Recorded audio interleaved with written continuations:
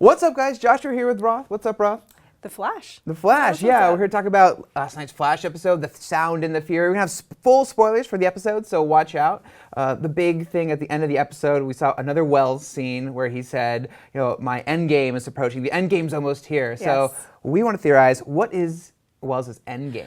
Okay, now we've talked about this quite a bit ever since it was revealed that, well, first it seemed to be revealed that he was Reverse Flash, and then we got confirmation that, no, he really is. Yeah, and we were like, there's something else going on. I know, something else. You're up to something, Flash. We don't believe in you. We don't believe it. I don't believe it for a minute. And it's funny because I attended a Q&A and a screening of this episode on Monday, and Andrew Kreisberg was there, who's executive producer, writer on The Flash.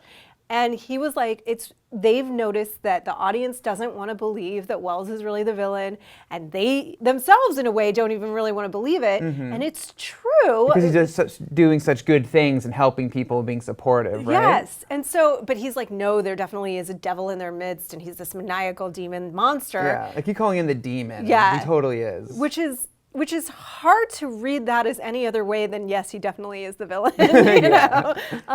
But it's funny because I even kept trying to say, no, I bet he's doing it for the greater good. Now, he really wants to push Barry to become the Flash, even if he's doing it in kind of unethical ways, and talk about how that ties into the comics. Well, yeah, that sort of is Yeah. the Reverse Flash's like shtick in the comics, Yeah. is that he will like push heroes, especially the Flash, to do like he wants to make them better, but Yeah. he'll go through crazy means to do it. Just because he's banana pants. Yeah. And so I think there's like two like theories that we're working with here, at least. Well, you can say yours, but mine is that why is he pushing Flash to be bigger and better and faster? And I think it's because he derives his own power from the Speed Force, which they said for the first time in the episode last night, which I thought was so cool. We reading the comics know the Speed Force as where the Flash gets his powers from. Right. It's sort of this larger elemental force of speed that he taps into. And so we're thinking that he's sort of siphoning off the Speed Force as the Flash creates it, but something's going wrong. He can't get enough. He's off balance. He can't build up a charge. Right. And so the Reverse Flash needs to go to his end game. So I don't know what that is. Is it pushing the Flash as far as he can go, then stealing all of his powers? Yes. Is it killing the Flash? I don't know, pushing him to do something? I don't know. Or possibly maybe he just wants the Flash to be as fast as he can be to beat some threat in the future, because he's from the future, or at least he has information from the future. He definitely has. If he's not from the future directly, he definitely has information about the future. Time travel, we know. I hate to keep pitching sort of our articles, but you should go read them because there's tons more information in sort of all the write-ups we've done with our conversations over the last couple of weeks with Kreisberg about what's coming up in The Flash. And one of them is that definitely time travel is coming. The weather wizard, who is Liam McIntyre, the real weather wizard, is coming, and he's going to, via an accident, introduce time travel, right? Which is weird. Time tornadoes or something?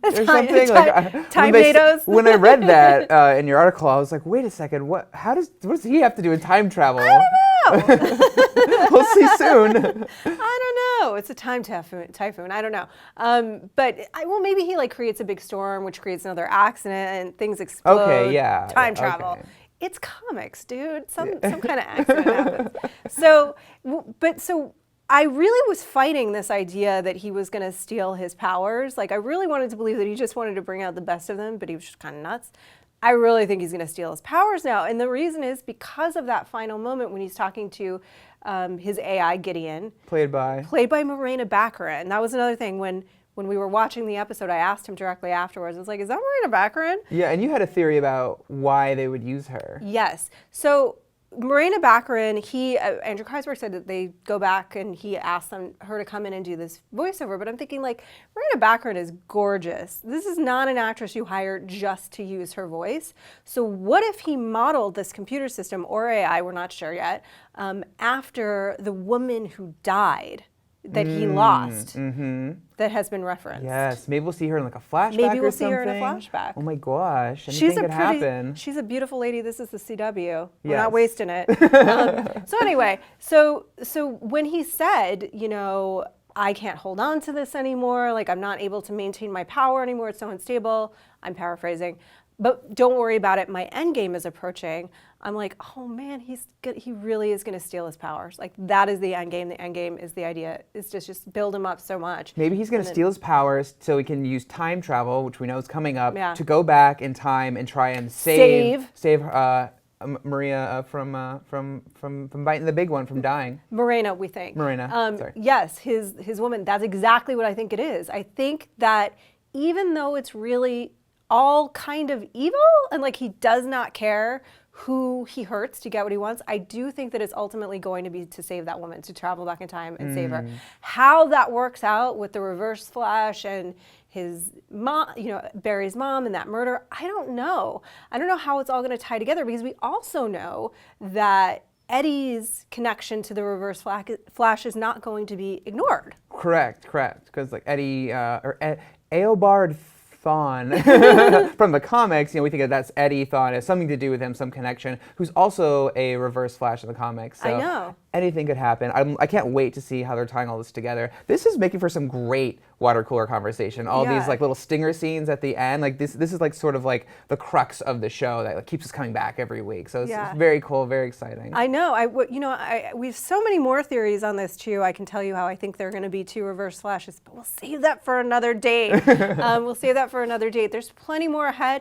We saw the introduction of Pied Piper. We know that he's coming evil back. Harry Potter. Evil Harry Potter. We know that he's coming back, at least to deal with Firestorm. But also, I think the cool thing about his introduction is that it showed Wells, he did not care when he was firing him. It showed him in that moment of like darkness and evil back in the past. He dropped his mask, and you saw this guy is ruthless. Yes. He does not care. Incredible. Yeah, so that's what we think is going to be Wells' end game. Let us know what you think in the comments. And for all things Flash, keep it here on IGN.